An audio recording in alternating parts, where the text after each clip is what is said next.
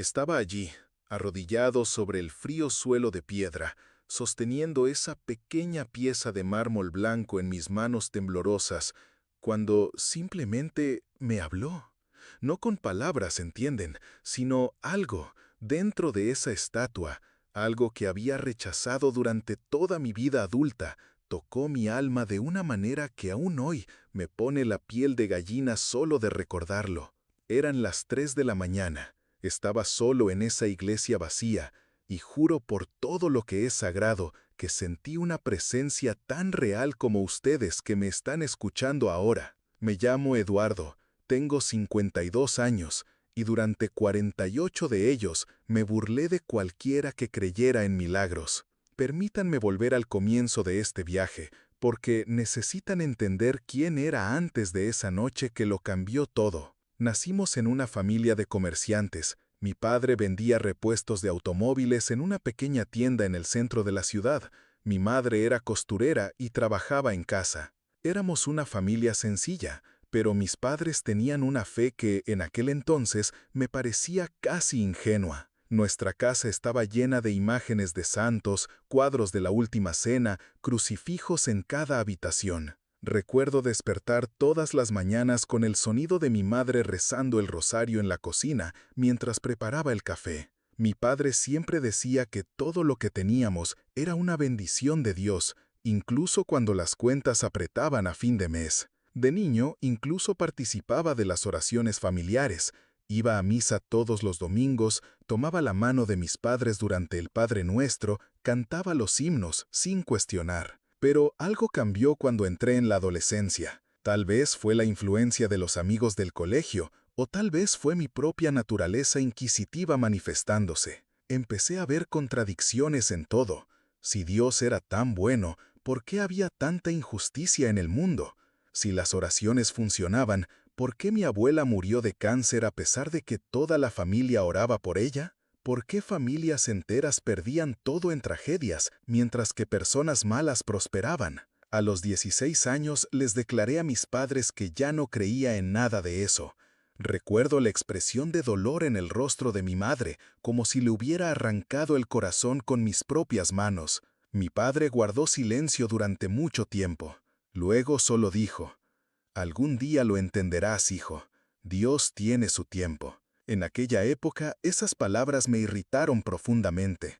Creí que era solo otra de esas frases hechas que la gente religiosa usa cuando no tiene argumentos racionales. Me mudé a la capital a los 18 años para estudiar ingeniería. Elegí esta profesión porque quería lidiar con hechos, con lógica, con cosas que pudieran ser calculadas y comprobadas. Durante los años de la universidad, mi incredulidad solo se fortaleció. Rodeado de compañeros que pensaban como yo, pasábamos horas debatiendo sobre la irracionalidad de la religión, sobre cómo la ciencia había probado que no necesitábamos muletas espirituales para explicar el mundo. Me convertí en uno de esos ateos militantes, ¿saben? De esos que no pueden oír a alguien mencionar a Dios sin soltar un comentario sarcástico. Me casé a los 26 años, con Marina, una mujer inteligente y pragmática como yo. Ella tampoco era religiosa, lo que hizo nuestra unión aún más perfecta a mis ojos. Construimos una vida basada en la racionalidad, en la planificación, en el control. Nuestra casa era moderna, minimalista, sin ningún símbolo religioso. Cuando mis padres venían a visitarnos, percibía la mirada triste de mi madre recorriendo las paredes vacías, donde antes, en la casa de mi infancia, había tantas imágenes sagradas. Los años pasaron y construí una sólida carrera como ingeniero civil. Trabajaba en una gran empresa, diseñando puentes y viaductos. Me gustaba la precisión de los cálculos, la certeza de que si seguía las fórmulas correctas, todo funcionaría perfectamente. Esta mentalidad se extendió a todos los aspectos de mi vida. Creía que podía controlar todo a través de la lógica y la planificación. Marina y yo decidimos tener hijos cuando cumplí 30 años.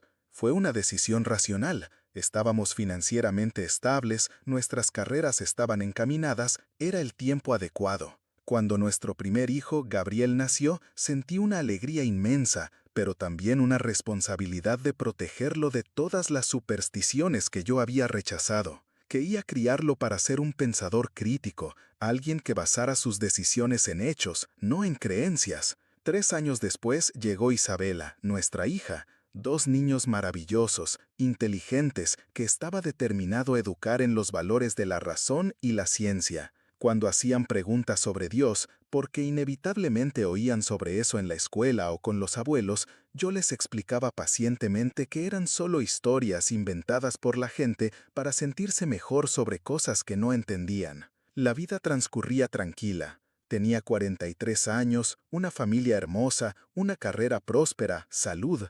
Me sentía con el control total de mi existencia. Creía que había descubierto la fórmula perfecta para la felicidad. Trabajo duro, relaciones honestas, decisiones basadas en la lógica. Me burlaba internamente de aquellos colegas que me contaban sobre promesas hechas a santos, sobre milagros en sus vidas, sobre cómo la fe les ayudaba en los momentos difíciles. Todo comenzó a cambiar un martes cualquiera de marzo. Estaba en la oficina revisando los cálculos estructurales de un puente que estábamos diseñando cuando mi teléfono sonó. Era Marina, y por su voz supe inmediatamente que algo andaba mal. Eduardo, necesitas venir a casa ahora. Isabela. La voz se le quebró. Se desmayó en la escuela y llamaron a una ambulancia. Nunca había conducido tan rápido en mi vida. En el hospital encontré a Marina en el pasillo llorando. Los médicos aún estaban examinando a nuestra hija de 7 años. Cuando finalmente pudimos hablar con el pediatra, sus palabras cayeron sobre nosotros como un martillo. Necesitamos hacer más exámenes, pero hay señales preocupantes. Podría ser algo neurológico. Los días siguientes fueron un borrón de consultas médicas, exámenes, más exámenes, opiniones de especialistas. Isabela se debilitaba cada vez más, tenía crisis que nos dejaban desesperados. Los médicos usaban palabras técnicas que yo entendía perfectamente. Mi formación científica me permitía comprender cada término, pero que al mismo tiempo no tenían sentido. ¿Cómo mi hija perfecta, saludable, podía estar pasando por eso? Fue durante una de esas noches interminables en el hospital que algo extraño sucedió. Estaba sentado en la incómoda silla junto a la cama de Isabela. Marina había ido a buscar café y el hospital estaba más silencioso. Era casi medianoche. Mi hija dormía, conectada a varios aparatos que monitorizaban sus signos vitales. El pitido constante de los monitores era lo único que rompía el silencio. De repente, una señora mayor entró en la habitación. Era pequeña, con el cabello gris recogido en un sencillo moño. Vestía una ropa oscura y sencilla. Pensé que sería una empleada de limpieza, aunque era extraño que alguien hiciera limpieza a esa hora. Se acercó a la cama de Isabel y, sin decir una palabra, colocó una pequeña estatua de mármol blanco en la mesita de noche. «Disculpe, señora, pero creo que se ha equivocado de habitación», le dije en voz baja para no despertar a Isabel.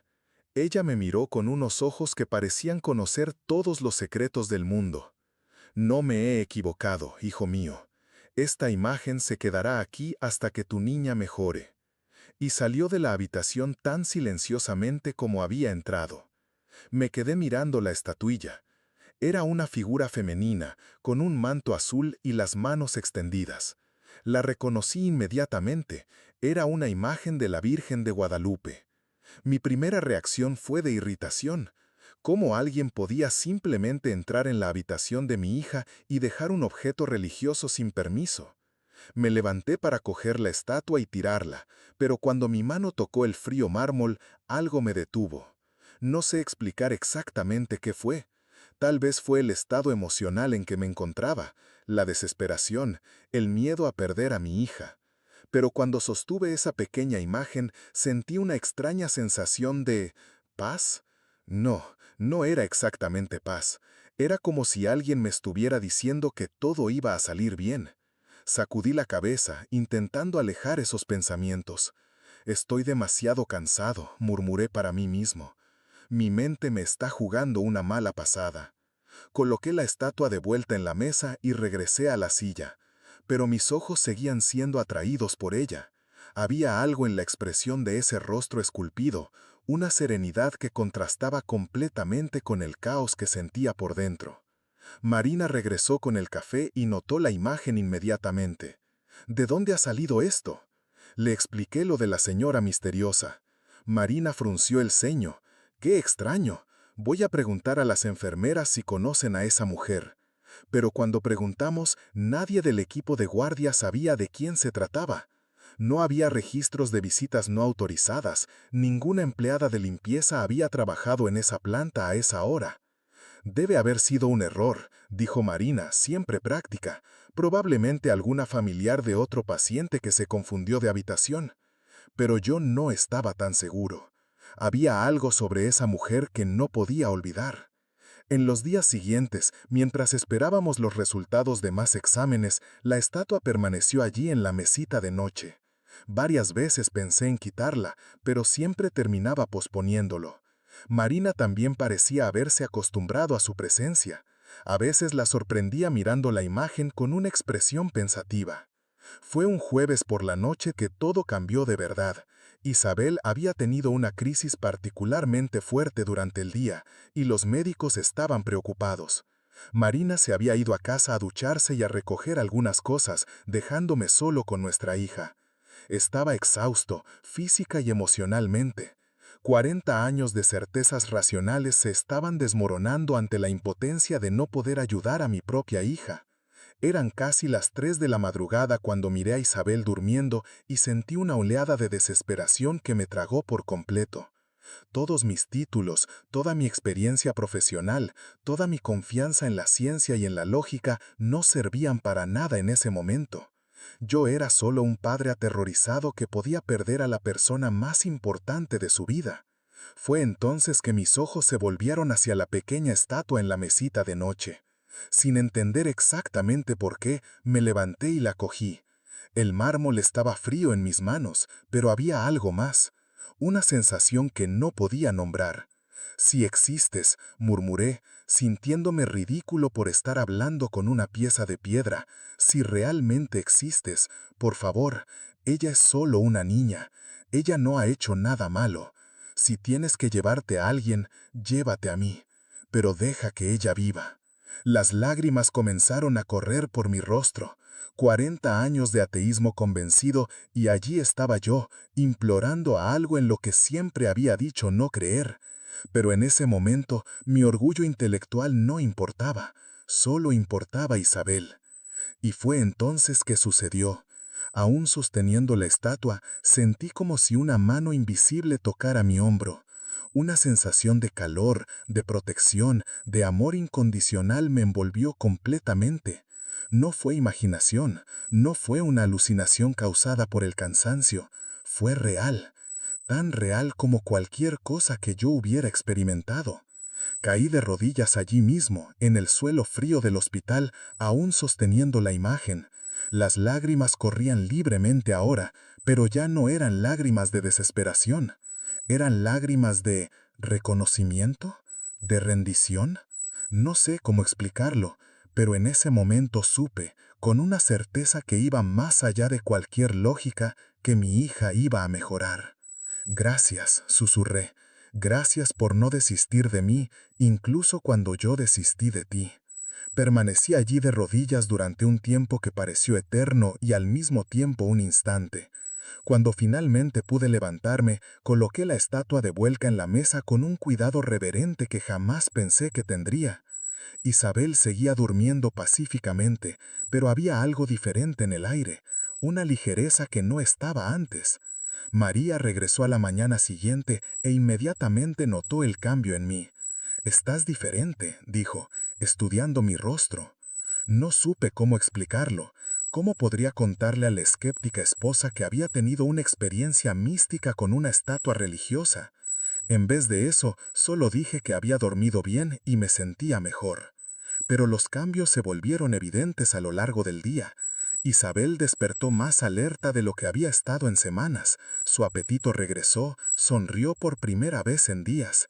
Los médicos quedaron sorprendidos con la mejora súbita en sus análisis de sangre. «Es inexplicable», dijo el neurólogo jefe. «Ayer los indicadores estaban preocupantes, hoy todo parece estar normalizándose. Vamos a seguir monitoreando, pero...» Si ustedes que están escuchando este relato aún no se han suscrito al canal, por favor háganlo ahora. Historias como estas, que muestran cómo la vida nos puede sorprender de formas inimaginables, necesitan ser compartidas. Cada testimonio puede tocar el corazón de alguien que está pasando por dificultades similares. Los días siguientes fueron como ver un milagro en cámara lenta. Isabel mejoraba cada día, sus exámenes volvían a la normalidad, su energía regresaba. En una semana estaba jugando de nuevo, riendo, siendo la niña alegre que siempre había sido. Los médicos no podían completamente lo que había pasado. Hablaban de remisiones espontáneas, de cómo el cuerpo humano a veces sorprende, pero yo veía la confusión en sus ojos. Yo sabía lo que había pasado. O al menos sabía que algo más allá de la medicina había actuado en la cura de mi hija. Pero, ¿cómo integrar esa experiencia con todo en lo que había creído durante casi 5 décadas? Empecé a cuestionarlo todo. No de forma destructiva como lo había hecho en mi adolescencia, sino de una forma más profunda y humilde. Quizás mi visión del mundo era demasiado limitada. Quizás había realidades que la ciencia aún no podía medir o explicar. Quizás mi arrogancia intelectual me había cegado a dimensiones de la existencia que eran tan reales como las fórmulas matemáticas que yo usaba en mi trabajo. Cuando Isabel recibió el alta del hospital, hice algo que sorprendió a todos. Pedí llevar la estatua con nosotros. María me miró con una expresión de asombro, pero no dijo nada. Las enfermeras quedaron confundidas. Nadie sabía realmente de dónde venía la imagen o quién tenía autorización para retirarla. Creo que ahora pertenece a nuestra familia, dije, sosteniendo cuidadosamente la pequeña figura de mármol. En casa, coloqué la estatua en un lugar destacado en nuestra sala de estar. Era el primer objeto religioso que entraba en esa casa en más de 20 años de matrimonio. María la estuvo observando durante un largo tiempo. «Has cambiado», dijo finalmente. «Desde aquella noche en el hospital, estás diferente». Intenté explicarle lo que había pasado. Fue difícil poner en palabras una experiencia tan íntima y transformadora. María me escuchó con atención, sin interrumpir, sin juzgar. Al final, solo dijo, «No sé si creo en milagros, Eduardo, pero creo en ti. Y si esto te trajo paz y ayudó a nuestra hija, entonces estoy agradecida». Esa aceptación de María fue fundamental para mí. Temía que mi transformación espiritual pudiera crear una barrera entre nosotros, pero sucedió lo contrario. Nuestra relación se profundizó. Empezamos a tener conversaciones sobre el significado de la vida, sobre misterios que no pueden ser explicados completamente por la razón, sobre la posibilidad de existir algo más grande que nosotros. Gradualmente, empecé a incorporar prácticas espirituales en mi rutina, no de forma fanática o extrema, sino como parte natural de mi crecimiento personal. Empecé a rezar de nuevo, algo que no hacía desde niño. Al principio eran oraciones simples, casi susurradas, llenas de vacilación, pero con el tiempo se convirtieron en momentos profundos de conexión y gratitud. Mis padres notaron el cambio cuando los visitamos algunas semanas después. Mi madre vio la estatua en nuestra sala y sus lágrimas comenzaron a brotar. Mi padre, siempre más reservado en demostraciones emocionales, solo me abrazó fuerte y susurró, «Bienvenido de vuelta, Eduardo». El cambio no fue solo espiritual, sino también práctico. Empecé a ver mi trabajo de ingeniería bajo una nueva perspectiva. Cada puente que yo diseñaba no era solo una solución técnica para un problema de transporte. Era una forma de conectar personas, de facilitar encuentros, de permitir que vidas se cruzaran. Había una dimensión casi sagrada en el acto de crear estructuras que servirían a las comunidades por décadas. Mis compañeros de trabajo también notaron el cambio. Algunos quedaron sorprendidos, otros escépticos. Hubo quien hizo chistes sobre mi conversión, pero la mayoría respetó mi viaje. Descubrí que muchos de ellos tenían sus propias experiencias espirituales que raramente compartían en el ambiente profesional. A veces me emociona al pensar en cómo mi vida podría haber sido diferente si no hubiera vivido esa experiencia. Probablemente seguiría siendo un hombre exitoso profesionalmente, pero emocionalmente limitado.